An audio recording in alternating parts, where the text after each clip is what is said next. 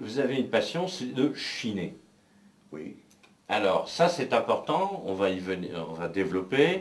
Vous avez chiné des choses qui me passionnent, moi personnellement, parce que ça me rappelle beaucoup de souvenirs, bien que, parce que les objets que vous avez sont beaucoup plus vieux que mes souvenirs. Et parce que en chinant les protège-cahiers, en chinant les buvards, vous avez chiné les cartes postales et on va voir quelle importance ça va avoir. Alors, expliquez-nous un petit peu tout ça. Cette goût. D'abord, la Chine, là, ça vient de quand ça? Oui, la Chine vient bien sûr après 68, c'est-à-dire que c'est vrai qu'après 68, j'ai eu des périodes qui n'ont pas été faciles parce que je devais mélanger ma vie de militant avec ma vie de famille, Pas toujours qui facile, hein? a provoqué bien des tracas par rapport à mon épouse et même les enfants, bien sûr. Thérèse. Mais ensuite, je me suis mis petit à petit avec d'autres personnes de ma famille qui, eux, depuis longtemps, euh, avaient comme visite le dimanche d'aller dans les raideries. Mhm, mhm. Un beau jour, ils nous ont dit, ben, venez avec nous, quoi, en définitif. Et puis, petit à petit, est venue la passion des objets anciens. Euh, Par rapport au travail qu'il y a autour des objets anciens,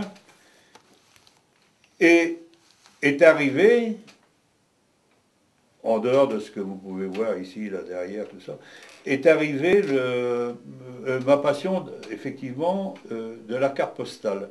Parce que bien souvent, je voyais dans des bourses, des choses comme ça, des belles choses, mais que je ne pouvais pas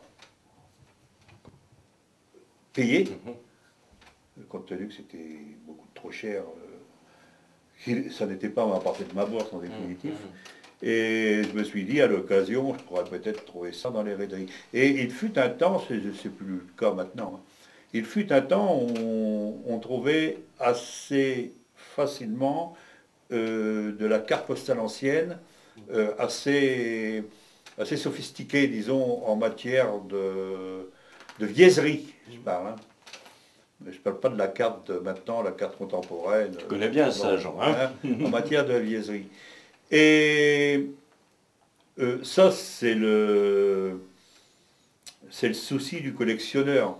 À partir du moment, comme les pièces, comme les timbres, comme n'importe quoi, à partir du moment où on met la main dessus, qu'on trouve un objet, notamment ça comme une carte postale, on se dit, oh, oui, ce quartier-là, il est bien, mais si j'avais la rue à côté, ça serait encore mieux. Et de fil en aiguille, si j'ose dire, euh, est arrivée une passion à la limite exagérée, qui a fait que parfois je sortais mon portefeuille pour acheter une carte dans une bourse, attention, à la limite de mes prix, mais toujours pour en avoir un petit peu plus. Bien sûr. Et C'est le fils du collectionneur, hein. exactement, c'est un peu comme les protège-cahiers, Ah comme les oui. buvards, comme tout un tas de choses. Bon, alors ça m'a permis d'avoir une réserve. C'est ce qui est important pour revenir au bouquin. Voilà. Ça m'a permis d'avoir une réserve, et à travers cette réserve, moi, mon obsession, qui est restée la même d'ailleurs, c'est de dire, j'ai des choses, pardon, mais je veux que d'autres participent à mes découvertes. Et de ce fait, ayant une curiosité en direction du monde du travail, en direction d'un droit de mémoire étalé sur un plan amiénois, eh bien, je me suis dit un beau jour, avec un peu plus de recul par rapport à la retraite, Mais je me suis dit, après tout, je vais essayer de me lancer comme d'autres ont pu le faire, à travers différents ouvrages. Et alors, vous avez un triptyque, vous appuyez votre production que je commence à bien connaître et que j'ai en entier, je dirais presque en entier même. Vous avez un trépied qui vous fonde. Vous êtes intéressé au mouvement ouvrier Oui. dans la Somme et dans la Miennois, c'est surtout la Miennois. Les quartiers d'Amiens, et vous en avez d'autres certainement en réserve, là, dans lesquels vous allez travailler. Le dernier, c'est le Petit Saint-Jean qui est lié à votre ville. Oui, et le dernier sera Saint-Pierre. Voilà. Il faut peut-être un petit quelque chose sur Saint-Maurice. Oui, alors... Allez, on en reparlera. Oui. Et le troisième, il est très très important, et nous allons enchaîner là-dessus. Ce sont les ouvrages que vous avez consacrés, 3 ouvrages que vous avez consacrés à la résistance. Ils sont très émouvants. Il y a les martyrs de la résistance dans l'Amiénois, Amiens de la déportation aux exécutions et l'abécédaire des victimes du nazisme dans la métropole d'Amiens. Donc, commençons par ce premier élément du trépied, la résistance. Oui, alors... Comment vous avez abordé Oui, alors, concernant la résistance, il y a quand même...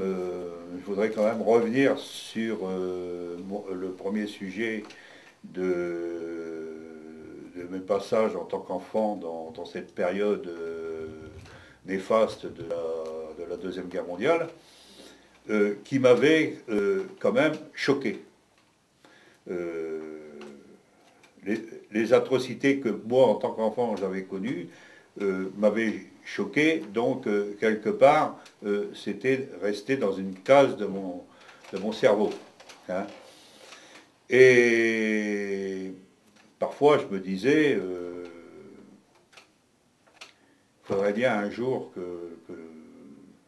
je fasse quelque chose, ce qui a été fait d'ailleurs à travers le petit ouvrage sur mon enfance. Ah oui, celui-là, hein, les yeux oui, d'enfant. alors, voilà, hein, bon, le titre, c'est un jeune dans les... des jeunes qui s'amusent dans les ruines, quoi. Oui, définitif, hein, comme chose interdite, quoi. Voilà, exactement. Donc, bon, il y a eu ça. Il y a eu ça, mais il y a eu bien d'autres choses qui ont fait le déclic de mes pensées en direction de la résistance et de la déportation. Alors là, je reviens systématiquement sur l'ouverture que j'ai eue en mai 68. Mes différentes activités syndicales m'ont permis de voir de beaucoup plus près ces choses-là. Je donne un seul exemple, un exemple d'un congrès où nous avons été voir les fusillés à Châteaubriand. Voilà. Moi, comme les collègues, ont été très marqués sur Châteaubriand. Et le rapprochement a été vite fait, y compris avec Jacqueline Jovelin, qui a eu des personnes de sa famille dans la résistance. Et donc, il y a eu quelque part un déclic, en disant, ben oui, il y a eu les fusillés de Châteaubriand, mais il y a eu aussi, tiens, je m'en rappelle, il y a eu des fusillés à la citadelle d'Amiens, il y a eu tout un tas de choses comme ça, et j'ai réussi, avec le temps, hein, j'ai réussi à m'entourer d'un certain nombre de personnes. Je me rappelle notamment d'André Cosette, par exemple, André Laloux, oui, bien sûr. des gens comme ça. René Lamps. René Lamps, d'ailleurs, je crois que le livre est dédicacé par René Lamps. J'ai eu un tas de gens qui m'ont ouvert les yeux sur la résistance, sur la déportation.